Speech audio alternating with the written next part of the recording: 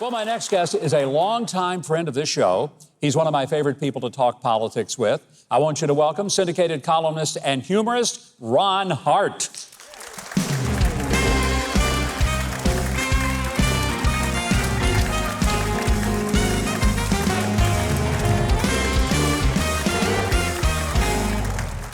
Welcome back, Ron. You know, the hard thing about being a humorist and a columnist these days is no material. No. I mean, everything's so boring right now, right? No. Is there a presidential election going on? Is there? I think there is an election going on. In fact, less than 30 days from now, we're going to select people from the school board of the White House. What's your only 30 assassination days left till election That's day. terrible. Too soon? Yeah, yes, maybe, too soon. maybe too soon. What's your take on the election? Where do you think it's headed? Well, we got, Waltz lied the other night about Tiananmen Square and military record, and Kamala lies about McDonald's and all the things she's done, and that thing they used to tell us when we were kids: anybody can become president. Yeah. We need to re-examine that. Let's take a fresh new look at that whole idea. Yeah. Maybe we need to just narrow the universe a little bit. So, I thought Vance did a great job the other night in the debate. It was a good job. I do too. Yeah. Very measured and calm. That was good. Yep. And, with Trump with the assassination attempts, you remember MLK had those Muslim people around him when he spoke? Yeah. Kind of thinking Trump needs to look at the Rittenhouse or somebody to help him out a little bit. I mean, this is not good of late, and the Democrats kind of, he said, well, there's rhetoric, he's Hitler, he said that. And the Democrats, well, you got rhetoric too, they're basically blaming him for not dying for the first assassination attempt, basically. It's been bizarre. Yeah. And I think the lack of transparency from the federal government, that's very troubling.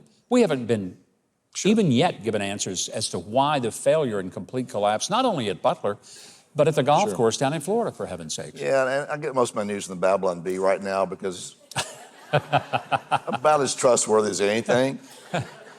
More so than most, I think. I haven't listened to the news since Huey Lewis left.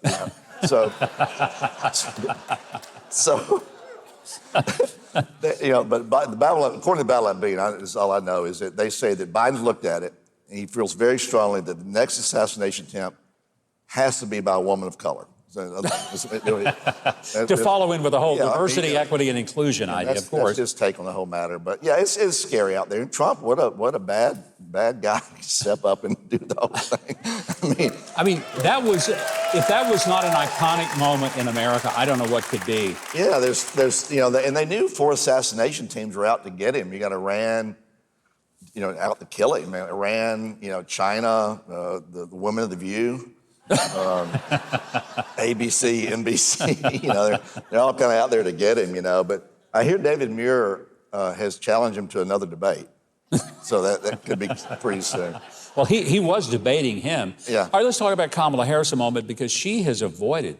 I think it's like 78 days or something like that. She has still not had an open, just transparent press conference. How does she get away with that, and why? She likes to toss word salads. Right, so she just would not do well on her own, and they protected her. She's in the candidate protection program. Didn't know we had one, but I think she's in it. She's in it. She's safe there. The other joke was that the Secret Service assigned to her must take a bullet for her and a question if they have to. So. I just think, I think the great debate, you talk about debates earlier, I think the best debate we possibly could have is Kamala 2024 debating Kamala 2020.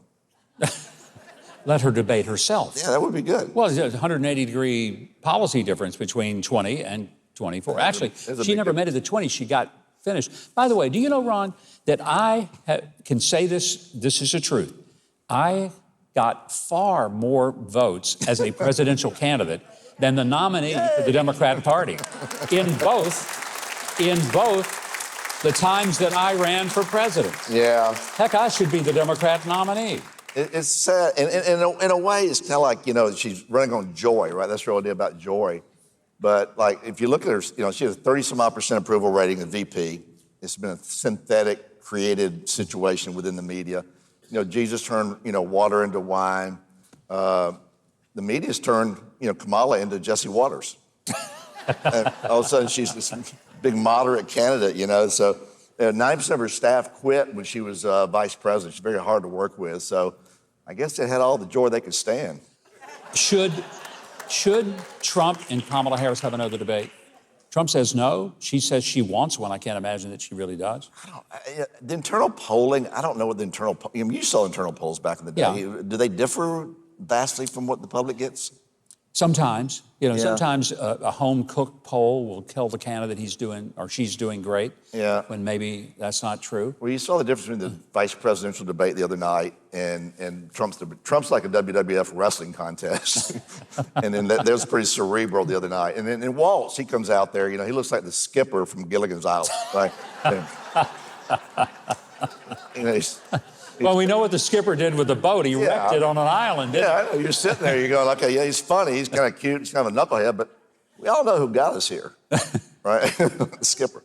Well, let's hope we can survive this election. Yeah, J.D. Vance is very comforting. They made him out to be such a villain. He had nothing but upside the other night. And the same thing with Biden in the first debate. Everybody knew we knew he was a walking corpse, but the nation got to see it. 80 million people watched the vice presidential debate the other night. That's pretty engaged. That is pretty impressive. So hopefully it'll work out. I hope so. Ron, always a thrill to have you here. You can plug into Ron's social media by going to his guest page. We will connect you if you go to Huckabee.tv and get you straight to our friend Ron Hart.